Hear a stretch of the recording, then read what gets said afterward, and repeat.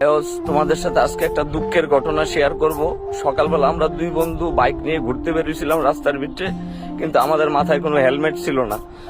আমরা দেখতেছি কয়েকটা স্টুডেন্ট হাতের ভিতরে লাঠি টাঠি নিয়ে আইসে আমাদের বাইকটাকে ধরলো। পরে বলতেছে যে আপনাদের হেলমেট কই? আমরা বললাম যে হেলমেট আনি নাই, আমরা হেলমেট ছাড়া গাড়ি চালাই। পরে বলতেছে একটা কাজ করেন, আমাদের সাথে আসেন। এই কথা বলে আমাদের বাইকটাকে পাশে রাখছে, রেখে এবার আমাদের হাতে দুইটা লাঠি ধরাই দিছে, দুইটা পানির বোতল ধরাই দিছে। ধরাই বলতেছে ভাই আগামী 4 ঘন্টা আপনারা দুজন আমাদের সাথে ট্রাফিক কন্ট্রোল করবেন। এটাই কি স্বাধীনতা? আমরা কি এই স্বাধীনতা চাইছিলাম গাইস বলেন? তারপরে 4 ঘন্টা ট্রাফিক কন্ট্রোল করার পরে বাইকটা নিয়ে আমরা হাঁটতে হাঁটতে চলে যাচ্ছিলাম।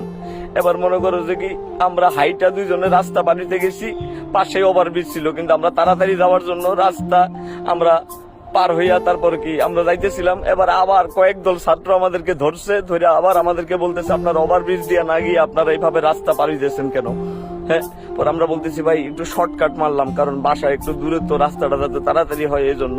এবার তারা কি করলো, আবার আমাদের হাতে ঝাড়ু ধরাই দিল আর একটা পানির বোতল ধরাই দিয়ে আমাদেরকে বলতেছে আপনারা আগামী 3 ঘন্টার ভিতরে ওভারব্রিজের পুরা যত ময়লা, চিপসের প্যাকেট, চকলেটের প্যাকেট, কাগজ টাগজ যা আছে সবকিছু পরিষ্কার করবেন। আর এই ওভারব্রিজের ভিতরে যাতে এমনি করে তাকালে নিজের চেহারা যাতে ভালো করে দেখা যায়। বলেন গাইস, 4 ঘন্টা ধরে আমরা দুই বন্ধু মিলে পুরো ওভারব্রিজটারে পর্যন্ত পরিষ্কার করে ঝকঝকে বানাইলাম। আমরা কি এমন স্বাধীনতা চাইছিলাম বলেন?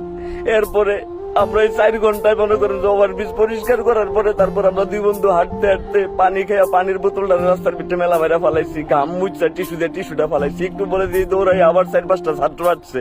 ছাত্র এসে আমাদেরকে বলতেছে ভাই আপনি পানির বোতলটা এখানে ফালাইলেন কেন?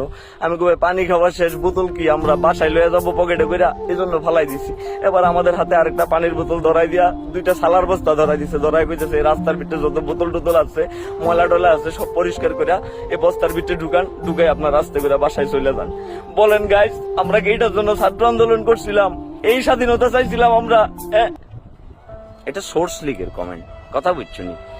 যে সকল শতানের বাচ্চারা ছাত্রদের এগেনিস্টে যাইবে তাদেরকে এইভাবে ইউনিক স্টাইলে শাস্তি দিতে হবে। এবং শাস্তির ধরনগুলো আমার কাছে খুবই ভালো লাগছে, যে 3 ব্যক্তি হেলমেট ছাড়া বাইক লয়ে বাড়িছে এবং ছাত্ররা তাদেরকে ধরি 3 ঘন্টা ট্রাফিকের কাজে দায়িত্ব লাগাই দিছে।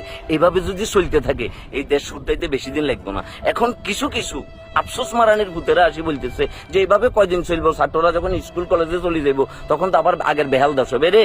বদমাইশের বাচ্চা, সবার আগে তুই ঠিক হ। সবার আগে তুই যখন ঠিক হবি তখন দেখবি যে পুরো দেশ ঠিক হয়ে যাবো। তুই পানি খাই, চিপসের প্যাকেট, চিপস খাই, এগুলো রাস্তার ভিতরে ফালাবি না। তুই ওভারব্রিজ দিয়ে যাতায়াত করবি, তুই অবশ্যই হেলমেট পরিধান করি তারপর কি বাইকে চলাফেরা করবি। নইলে ছাত্ররা ধরি তোমার ফর্সার দেশে তালা মারি দিব। তখন বুঝবে তুমি কত ধানে কত চাল আর কত চাইলে কত ফিটা। তখন বুঝবে যে বাবুরে ফিটা খাইতে কেমন লাগে। এই ছাত্রদের হাতে দেশ থাকলে এই দেশ কখনো পথ হারাবে না। আজ যা দেখতেছি ডাইরেক্ট মনে করছে বাসগুলা পর্যন্ত লাইন ধরে চলতেছে, মনে হয় যে বাংলাদেশ না জাপানে আছি। এটা একটা অন্যরকম ফিল। ছাত্র জনতা ভাইয়া এভাবে চলে যাওয়ার, যারা কথাবার্তা বলবো হুমদের নিচে দুরুম মারি দিবে কোনো কথাবার্তা ছাড়া। ওকে, থ্যাংক ইউ গাইস।